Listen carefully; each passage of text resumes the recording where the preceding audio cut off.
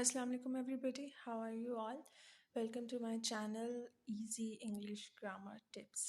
और इसमें हमने जो सीरीज़ शुरू की हुई है जिसका नाम है daily dose of English language, उसमें मैं आपको जो है वैसी टिप्स एंड ट्रिक्स बताती हूँ इंग्लिश लैंग्वेज की, जिनको आप इस्तेमाल करके अपनी रोज़मर्रा की इंग्लिश में जो है वो मज़ीद बेहतरी ला सकते हैं। आज जिस टॉपिक को हम डिस्कस करेंगे that is the difference between each, every and each and every. यानी ये तीन है, ईच कब इस्तेमाल करना है, एवरी कब इस्तेमाल करना है और ईच एंड एवरी कब इस्तेमाल करना है।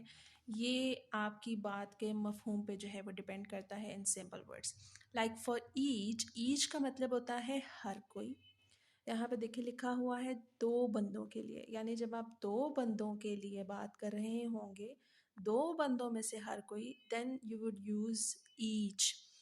एवरी एक ग्रुप में हर कोई, जब आप दो से ज़्यादा बंदों के लिए हर कोई को पॉइंट आउट कर रहे होंगे लेकिन दो से ज़्यादा बंदे यानी वो एक ग्रुप होगा, तो उसमें आप एवरी को यूज़ करेंगे। और ये एक कंपाउंड नाउन होगा, यानी ये एज अ वन इंडिविजुअल देखा जाएगा। वो ग्रुप जो होगा वो एक बंदे के तौर पे देखा जाएगा, और उस ग्रुप में दो से ज़्यादा बंदे होंगे तो आप एवरी का यूज़ करेंगे। और अगर एक ऐसा ग्रुप है जिसमें सिर्फ दो ही बंदे हैं तो आप उसके लिए ईच का वर्ड यूज़ करेंगे। For example, I have bracelet on each hand. मेरे हर हाथ में ब्रेसलेट है।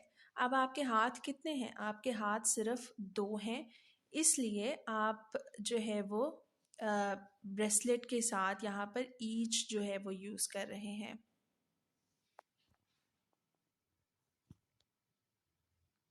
आई एम सॉरी फॉर डिस्ट्रक्शन। जी, अब यहाँ पर आप ये नहीं कह सकते I have bracelet on every hand. क्यों? क्योंकि आपके हाथ दो हैं, तीन हाथ नहीं है, चार हाथ नहीं है। मैंने आपको बताया कि दो बंदों के लिए आप ईच को यूज़ करेंगे, दो से ज़्यादा के लिए एवरी को। तो आप यहाँ पर कहेंगे आई have bracelet on each hand, ठीक है। आई have bracelet on every hand आप नहीं कह सकते। अब एक चीज़ नोट करें, you can not right S with the object followed each और एवरी। ईच और एवरी के बाद जो ऑब्जेक्ट है आप उसके साथ एस यूज़ नहीं कर सकते। आप ये नहीं कह सकते कि I have bracelet on each hands या I have bracelet on every hands. ये सेंटेंस तो है ही गलत, लेकिन आपको बताने के लिए कि एवरी के बाद जो हैंड है उसके साथ आप एस यूज़ नहीं कर सकते।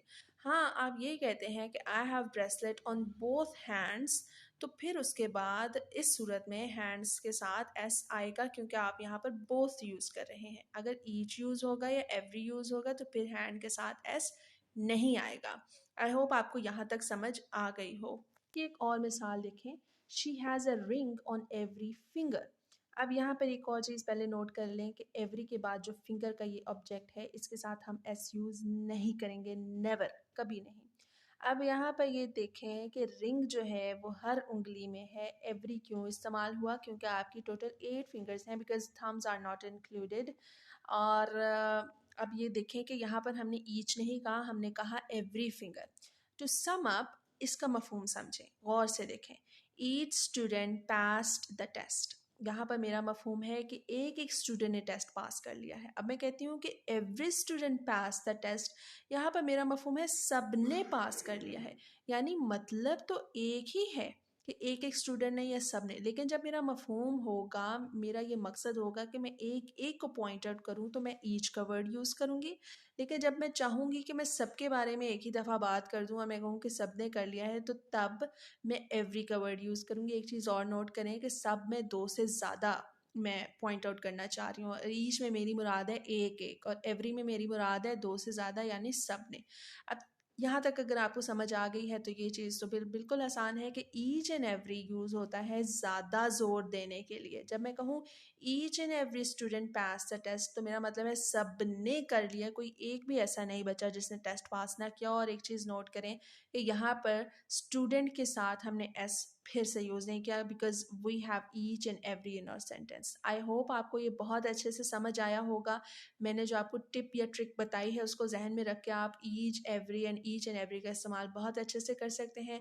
Please like, share and subscribe my channel for more videos. I need your love, I need your support. Thank you so much. अल्लाह हाफिज़।